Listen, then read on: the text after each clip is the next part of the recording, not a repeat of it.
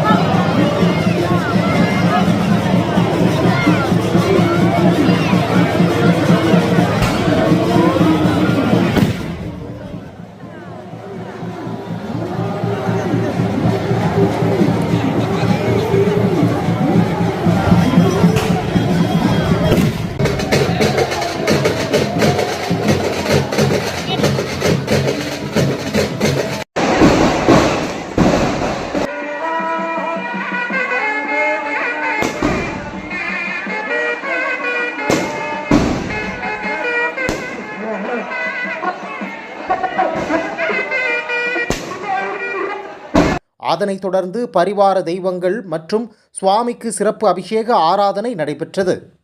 தொடர்ந்து இன்றிரவு சவுந்தரராஜ பெருமாள் கருட வாகனத்தில் வீதியுலா நடைபெறுகிறது.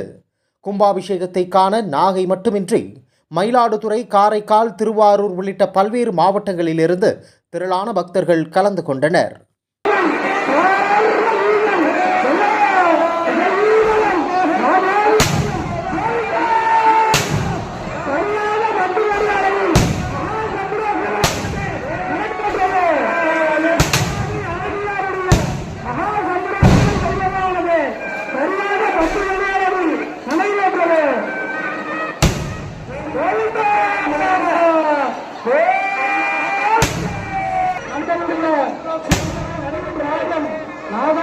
ராஜன்